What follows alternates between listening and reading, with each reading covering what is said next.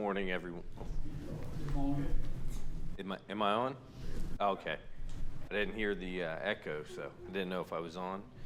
Good morning. We'll get going in just a moment here. Nick has made Miss Carol late, so.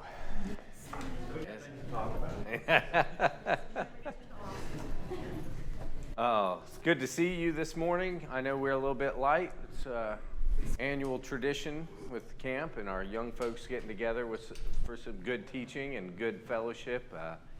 So for those of you who are here, really appreciate you. Good to see those of you who've been out for a bit.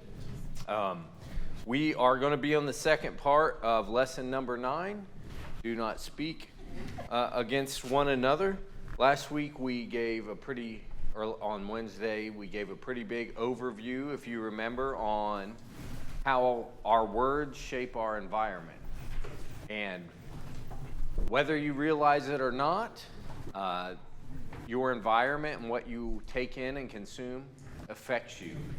Even if you're like me and you didn't really think those things affected you or bothered you, it does have an effect on you. And some people it has a greater effect more than others, but we're all human. We're all conditioned by our environment. And our words, which kind of are twofold, we think them first and then we speak them. You've kind of heard them twice. And we talked about how to keep that environment pure. We talked about some ways we can limit our times we slip up with our speech and speaking against each other. I probably made some blanket statements that you could find exception to, and I understand that. But for most part, we had this conclusion of, with my brothers and sisters not around, if I have to speak about something involving them or with them or their behavior, if I limit it to absolute truth and not speculation, and if I have a set of rules, if a problem persists that I want to keep talking about it, then I got a couple options. If it's something that needs eldership intervention, rather than chirp about it behind the scenes, I need to speak with them. If it's something between me and the person, I need to just do what the Bible says and go to them. And if you don't want to do either of those, then it's probably not important enough to you that you actually need to be talking about it. And we talked about how when we talk behind closed doors, those things just kind of spiral out of control. I told some stories on myself about how my mind will do that myself and run amok and create issues. There was a story I wrote down on that when we get to the point of when we start to talk, then we start to speculate. And then when we start to speculate, truth becomes whatever, right? Just whatever you choose to believe. And what you say to someone, it may not be true because you have bad information, but they're going to believe it just as if it were true. You guys ever heard the phrase, a lie when believed has the same effect as the truth? And that's very true. But I did one story I wanted to tell. And this, Miss Rita, you may remember this, is when I lived here the first time. This is probably about 2013 or 14, and Lana and I had just got married, and we had put an offer in on a house to buy our first house, and Miss Rita was representing us, and I think, actually, we may have been selling, I'm not sure, but she got a call, hey, we got this offer accepted, we're on a timetable, we need to respond. Well, I was playing basketball, and in those days, that was usually at least a 2-hour evolution. It'd probably kill me now to try that, but it was about a 2-hour thing, so I didn't have my phone with me. And when I get off the court and grab my phone, it's missed calls from everybody in the Ray and the Bishop family. Just missed call, text message. Even Michael. And Michael stays pretty much out of everybody's, but he sent me a text, hey buddy, you could relieve a lot of stress around here if you'd answer your phone about right now. And he told me, he said, you might be dead. we've been talking, and the way that things have spiraled and where you might be and why you're not answering, you might be dead. So if you can let us know. And I thought, gee, nobody ever has without their phone in a couple hours. But it's just a fun example of how our minds can kind of take off with things. That's a pretty innocent thing. And I say that, give you that example, though, to just imagine, replace that with a spiritual matter. Can our minds still do what they do and start creating scenarios, and then we start chirping about them, and you kind of poison the waters. So what we didn't talk about a whole lot, and this is probably because of the way the material is presented, but the author has some good stuff I wanted to go over, is do not speak against one another. There's also a lot of good things we can do with our speech, a whole lot of good things, and we talked last time more about what not to do, but we'll try to hit on more of what we can do. I think the Christian walk is something that is a proactive thing. We're going to take positive action, not just, I don't do bad things, right? I don't do bad things and I do good things. That is the progression of the walk. Have any of you guys ever seen the show? It was a hit probably 10 years or so ago, Duck Dynasty. Anybody ever watch that? I don't know if you guys know this. They're actually church members. Looks like the congregation they're with is probably quite a bit more liberal than we are, but one of the sons on that show, Jace Robertson, he said a quote, and it always stuck with me because I think I always operated the same way. I think he said he got baptized at 14 years old, and he said, for the first few years of Christianity, what I thought it was all defense. I was on defense the whole time. I'm going to not do stuff. There's bad things, I'm just not going to do those. He said my Christianity didn't really progress until I realized I got to go on offense too. It's not just don't do bad stuff. I have to proactively do good things. And that is something we will focus on, trying to talk about some things that we can do with the tongue, even though the thought questions that we'll get into here shortly on page 37 are largely more of what not to do. But we'll sprinkle in some of the good things that we can do. Ephesians chapter 5 and verse 4. Do I have an early morning volunteer to read Ephesians chapter 5 and verse 4? Actually, yes. Yep. Mr. Paul, always, please go ahead when you're ready. Neither filthiness nor foolish talking nor jesting, which are not convenient, but rather giving of thanks. Thank you. So our first thought question, and I'm sure if you read, I'm in the ESV. What were you in, Paul? What version? King James. King James. So your wording will vary a little bit, but what do you guys got for the three things of the condemned speech in this verse? Filthiness, foolish talking, jesting. Yes. I got the same thing. Mine put it a little different order, but yes, filthiness, crude joking, and foolish talking. Filthiness, I think, is pretty broad, but we understand that maybe this is where we would lump in profanity, things that we just know are not becoming of a Christian. It'd be hard for me to make a definition that says this fits inside this. We largely, I think, understand. Would you say it in front of the preacher? It's probably a pretty good rule. Would you say it if the Lord was around? Those type of things. And then move into crude joking. This can be similar, but it also has an element of, it doesn't necessarily have to be profane. It can be accusatory. It can be just assigning a impure motive to someone. Basically something that's not true or something that you would make light of, a joke out of, but you mask it under a joke. And I understand it's very nice to have a good sense of humor, but there's some things that once you put it out there, it's out there, whether you told it in a joke or not. So there are certainly some things that don't need to be said, and we don't need to try to mask it with a joke. And foolish talk, again, could be a lot of different things, but things that do not have truth to them, things that do not have wisdom, things that are not conducive to an environment that we want to build up as part of the body of Christ. If we want to pivot now to 1 Timothy chapter 3, verse 8, and 1 Timothy chapter 3, verse 8,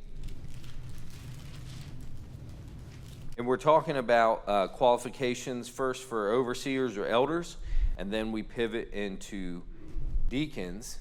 We have this word likewise, meaning it goes for both. But who would like to read verse 8? Ms. Paulette, thank you. Likewise, deacons must be reverent, not double-tongued, not given to much wine, not greedy for money. Thank you. We've talked about this before.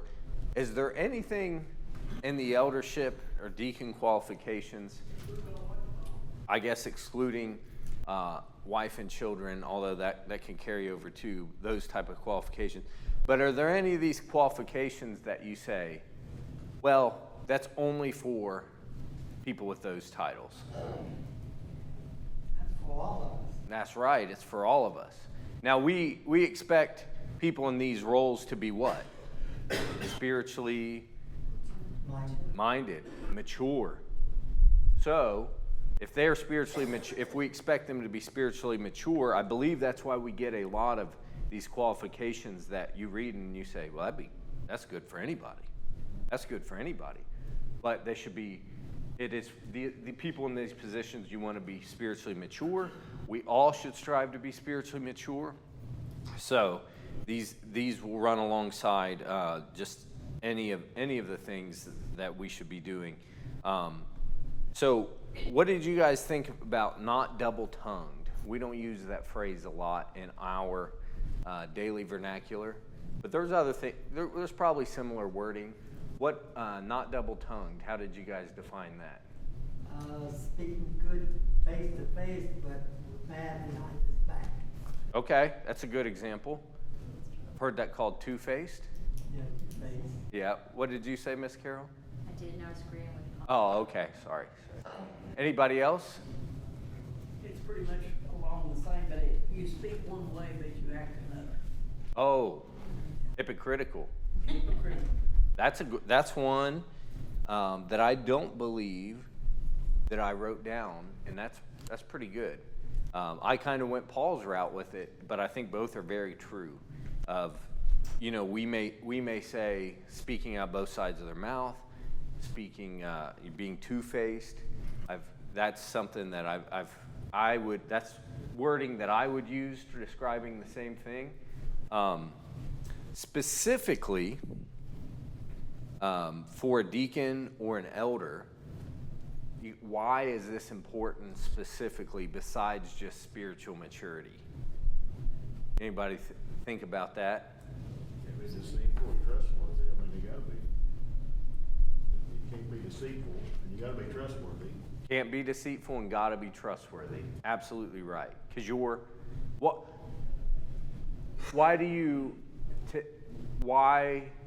want the utmost trustworthiness from a deacon or an elder as a member of the congregation? They should Just be personally. example to us, they should,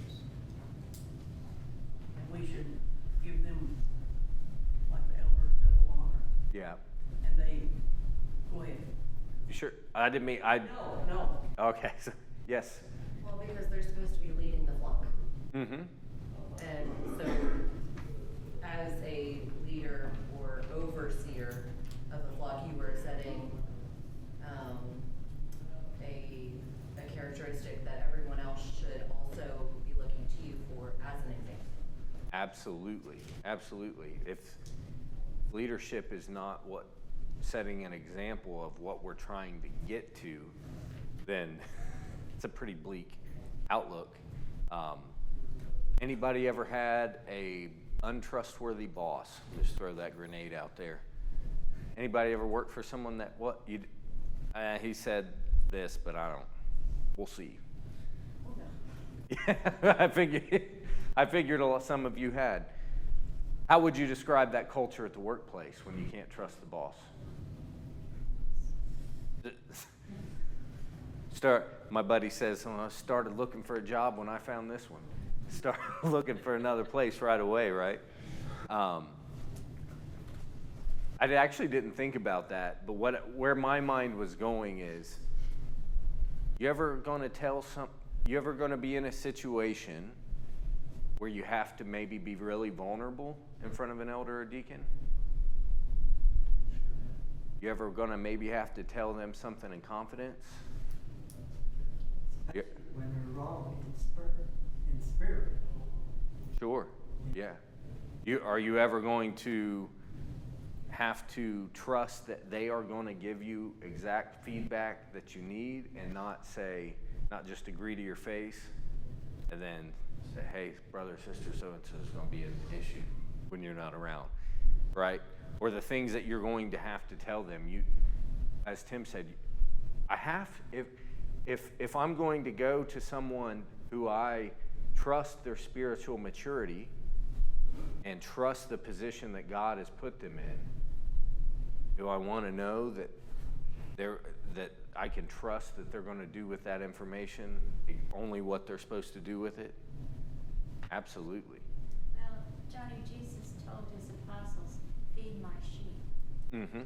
Whether that's positive or negative, I think as sheep we should receive it with respect and honor to them. Yes, absolutely. Because they are feeding the sheep. And what kind of roadblock would this cause?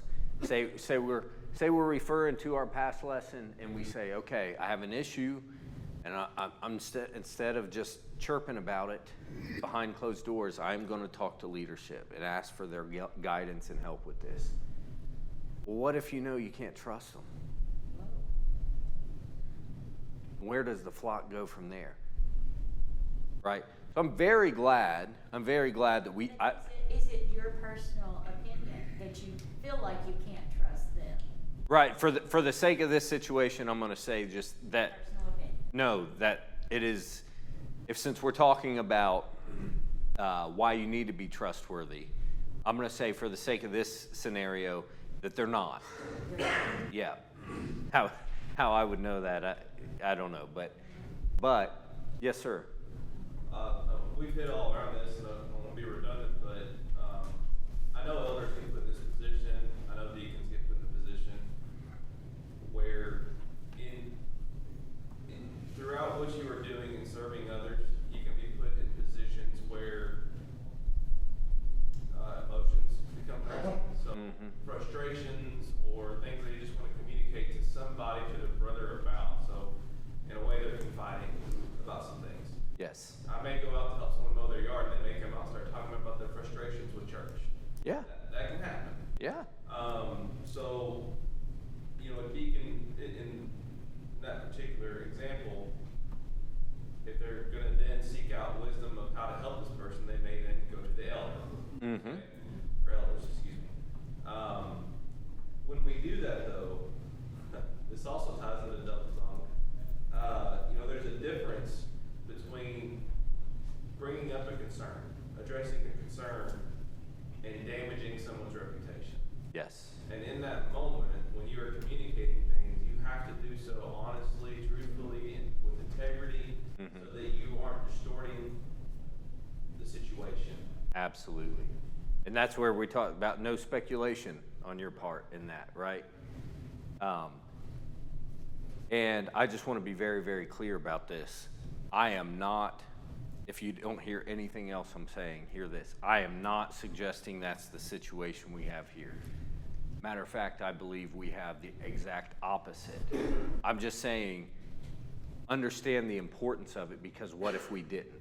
I know in my heart that I could go to the eldership with something as deep and dark as a personal thing to me as I could, and I trust them wholly. And the same with the deacons here.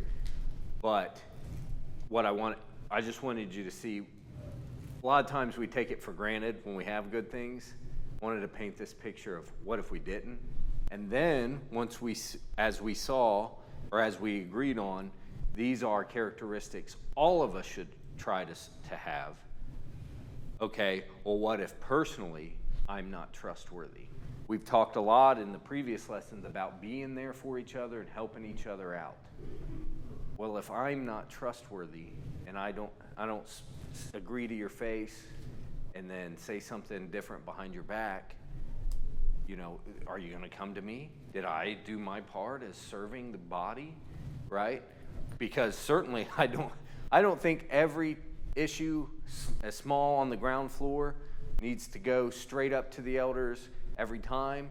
We are capable of handling things amongst ourselves when they're on that scale, but we need to have honor and integrity, and we need to have one-way speech, that not double-tongued, that is certain and true and honest and trustworthy, so that we can help one another out. So another phrase or another thing that you can fall into, whether in leadership or not, is we all, I think, generally like to be agreeable. We like to get along with people, and we want to hear each other out. And somebody said it earlier, sometimes good advice and good speech comes it's not always a pleasant thing to tell someone the truth, right? But you need that good and honest feedback. Has anybody ever been around somebody that they are so agreeable that whatever you say, they'll agree with? If I say, hey, Jeff, I think we want to paint those doors black, and he says, yeah, black's great. And Tim comes and says, I think we need to go with a nice robin's egg blue. Yeah, robin's egg is like Tim. Could you imagine Tim saying that? And the next person, that'd be great. Imagine those things at a more serious scale. And the intentions are very innocent, obviously. They're just trying to get along.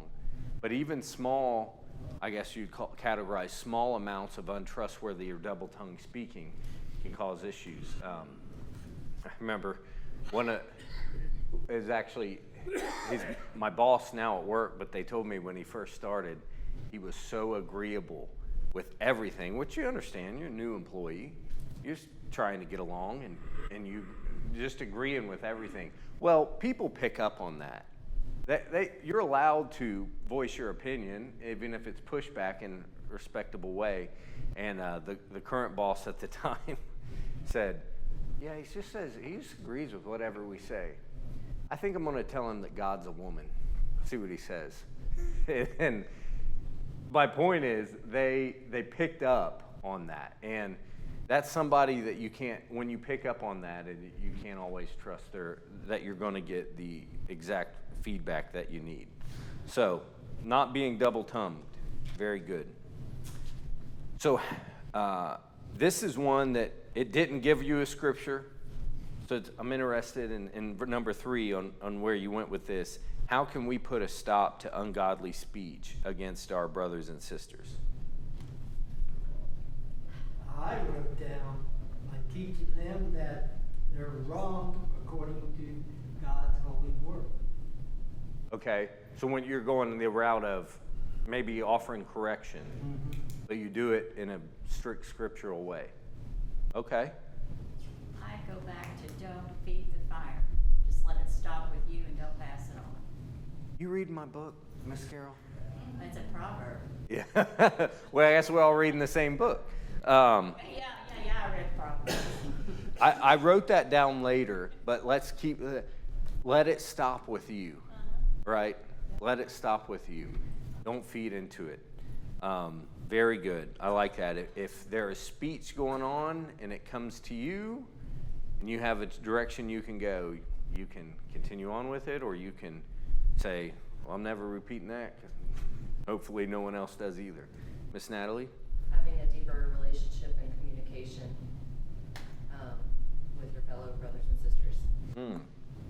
If you have that deepness of relationship, it's going to lead to more trust, more ability to say, just kind of that environment thing again. You've created a great environment with them. We don't want to poison the well of that good environment and that good relationship by the way we talk. I referred back to Ephesians chapter 5 and verse 4, because it talks about filthiness, crude joking, and foolish talk. But it said, but rather give thanksgiving. Again, going back to, well, we present this sometimes like, well, to avoid foolish talk, you just shouldn't say anything, ever.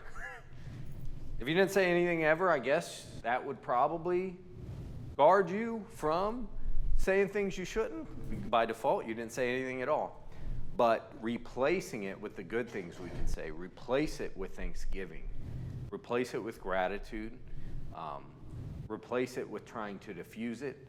As Miss Carol said, maybe you can kill the issue by diffusing it and speaking good things, of course, when they are true. And we're saying,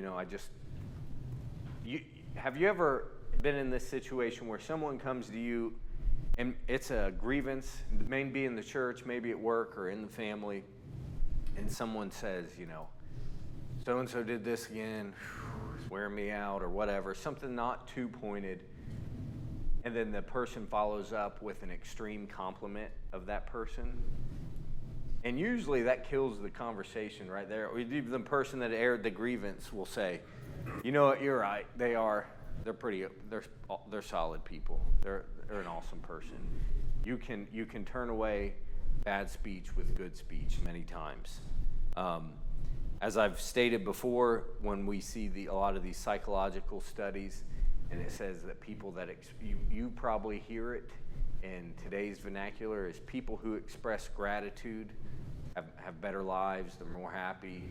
I don't know if you've ever heard that. Again, if you go back to Scripture, it tells you to express thanksgiving, and that's very good at turning away bad speech. So expressing thanksgiving is something that I think is a really good way to turn away the words that may come into our minds that aren't so great, to focus on the good. Anybody else have any input on that one? All right. Galatians chapter 5, verse 19 through 21. Who would like to read Galatians 5, 19 to 21 for us? Mr. Tim, thank you. Now the works of the flesh are evident, which are adultery, fornication, uncleanness, lewdness, idolatry, sorcery, hatred, contentions, jealousies, outbursts of wrath, selfish ambitions, dissensions, heresies, envy, murders, drunkenness, revelries, and the like, of which I tell you before, just as I also told you in time past, that those who practice such things will not inherit the kingdom of God. Thank you, sir. All right. So which of these works of the flesh could involve speech? I wrote down all of them. It's pretty much true. It is. Yeah. Even though a lot of these words aren't words that you would say these are words describing verbal communication. It's still tied in, right? If we think about this, you're in a group that polices their speech very well. Christianity is really important, and we police our speech very well. How much harder would it be to get into sexual immorality, impurity, sensuality, idolatry, sorcery, enmity, strife, big time strife, jealousy, fits of anger, rivalries, dissensions, divisions, such like? how much harder would it be for those things to pop up if we never gave opportunity to the speech that spurs those things? Now, I think it'd be pretty hard, right? You look at things, these sins of fornication type matters, sins of jealousy, divisions. A lot of times you don't think of those are speaking sins, but the speech certainly fuels the fire. How can you ever have strife if you never say anything that's strive worthy? How can you have jealousy and rivalries when anybody's talking? Anybody ever grow up in a small town or go to a college and you have a real robust rivalry? You ever? I know you do, Natalie. I know you were in Southwest Ohio, and I know it runs deep. And you're in a town here with high school, 4 different high schools. You're gonna understand rivalry. Is there a lot more chirping around those games? A little bit of talking? Paul, we know about the best rivalry in all of sports. That's not my words, it's ESPN's. But if we know, and this is obviously in a more playful way, but the rivalry is heated because of words. I love, as a sports guy, I love a good rivalry. I love any excuse to play a little harder and go a little harder, just for any reason at all. My high school coach used to tell us before we played our arch rival in practice, you know what his pregame speech was?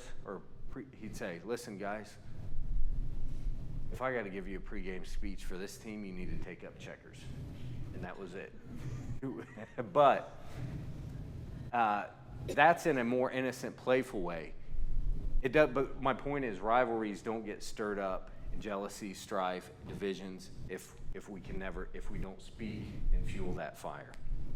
And I want to kind of go back to killing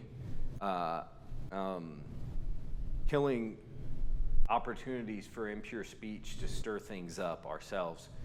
I thought about you, Luke, in this.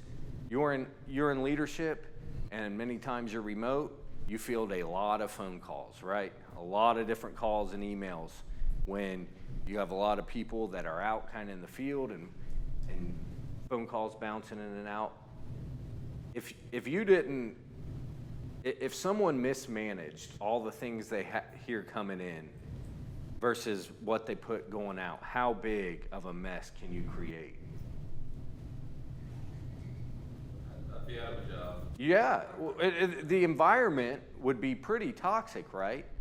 If you took a phone call and turned that into partial information and did what you wanted with it and put it out over here and vice versa, you were not trustworthy. I bring that up because today the way we communicate many times, especially in the congregation, is not as much face-to-face or in maybe even letter as when these scriptures were written. I'm not saying they're not valid. What I'm saying is we need to think about how we speak now and make sure that matches the scriptures. We do a lot of electronic communication, right? We do. We send a lot more text messages than the apostles did, a lot more emails, and we have constantly, anybody ever had a spat because you misunderstood somebody over text? Or you didn't understand the emotion in which they wrote with? Whenever I have to send an email and it has any type of sternness at all, I try to make it very, very obvious that I'm keeping it, friendly and lighthearted, because it can be very easy to. Paul even writes in the book of Corinthians that I'm stern when I write. I'm more mild in person. That's kind of the way the pen and I guess the electronic means of communication can be. Well, since we communicate that way nowadays, nothing wrong with that. It's great to use the conveniences of the world to enhance our relationship. But do you think we might not need to put special care in how we communicate via those means, so that we can stay together in unity? All right. While we are talking about the subject of speech, let's discuss the subject of speaking to one another. All right, there are a number of types of speech shown in the Bible as warns against us. As far as how we speak to our fellow Christians, read these verses and let's define some improper speech. 1 Peter chapter 3 and verse 9, who would like to read there?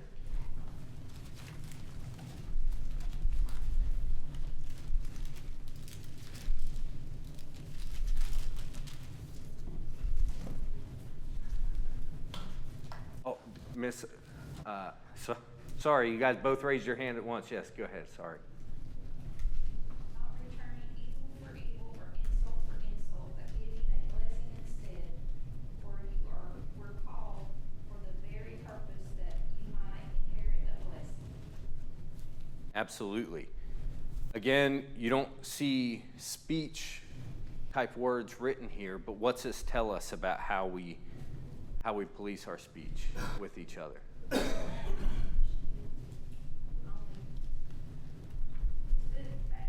Yes. Uplifting speech. Think about what you're saying before you say it. And in this situation, did you receive the best speech coming in? It says don't repay. So you're maybe the recipient of unkind words or untrue words or whatever the case may be. And as Miss Carol said earlier, let the conflict end with you. You have the power many times to kill the conflict right there. If, and this is always a calculated thing that anybody that is in any type of business rivalry or anything like that has to consider.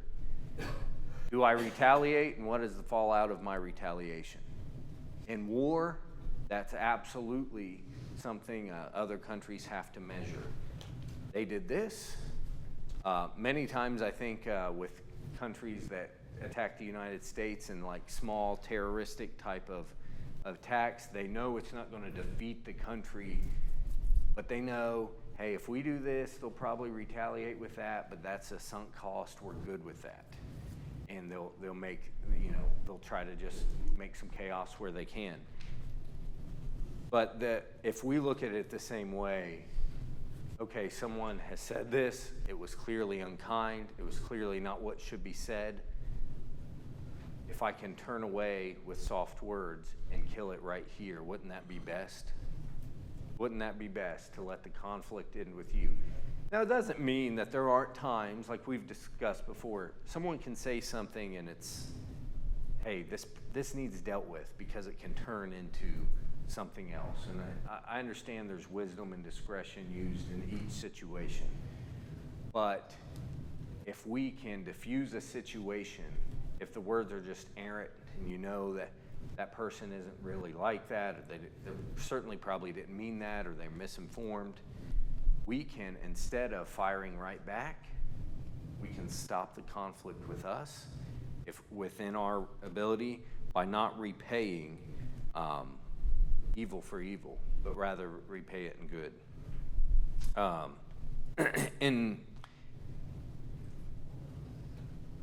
I think that's fairly complete. Anybody else have any thoughts on that? Yes, sir, Mr. Luke, and then Ms. Pam. Go ahead. I was just gonna say, my mom always said, if you couldn't say something nice, don't say nothing at all. So, it's always, sometimes you just don't say nothing. Yeah. Your mouth shut. Certainly in the moment, right? Yes. Sometimes you're like, I'm going to need to respond to that, but not right now. Probably not best to do that right now. Mr. Hale? I think what really kind of resonates more than anything when I reread this is in that Galatians 5 passage, how everything that's combined in that passage, some of those things in our humanistic mind, we're going to look at those and say, that's a really disgusting sin. Mm-hmm. Sexual immorality, I would never, ... Jealousy, anger, wrath. I might not humanistically categorize those,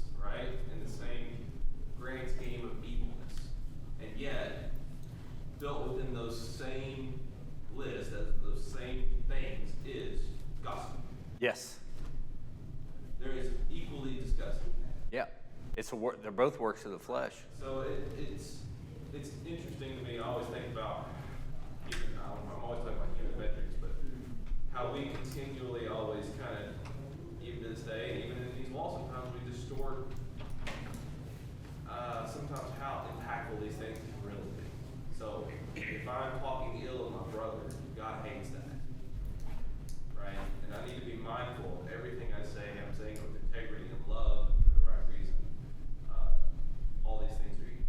Yes, that's a great point. Because of the damage they can do, right?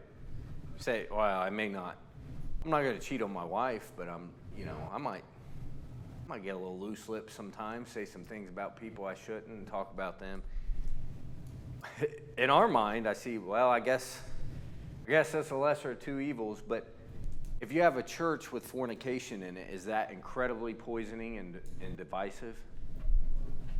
If you have a church with slander and gossip running amok, is that incredibly poisoning and divisive? That's a great point, Luke. Thank you for bringing that out. For the sake of time, the kind of the rest of the verses speak much about giving into anger and policing our speech and our truth and not giving into slander. Again, angry words, don't give into anger. As be angry but sin not. Kind of going back to what we said. Sometimes you just can't respond right then. Before we are dismissed, though, I want to kind of leave on a positive note on this lesson is things that you can say with your tongue that are strengthening. And the author writes down several here, teaching the truth, as Paul kind of alluded to earlier, and helping others to correct sin, strengthening and encouraging one another, as we've studied in past lessons, offering praise to God, expressing gratitude or thanksgiving, prayer, humor, as it says, a cheerful heart is good medicine, but a crushed spirit dries up the bones, Proverbs 17:22. Just because there's a lot of things we can't say, there are a lot of things we can say that are extremely uplifting. And our tongues are something that we can use as a great blessing. Think about all the encouragement you've ever received by spoken word, whether it's a parent or grandparent teaching you something or letting you know that you were loved from a young age. What a really good sermon you heard, it was all verbal, and that encouragement and help. Maybe something you guys haven't experienced in a while, but a really good Bible class. Think about how encouraging that has been or can be when you hear those words. The communication with your brothers and sisters when you're hurting or they're hurting, and you can calm the situation with your words, letting them know you're there for them. As bad as our tongues can be, they can be equally as great.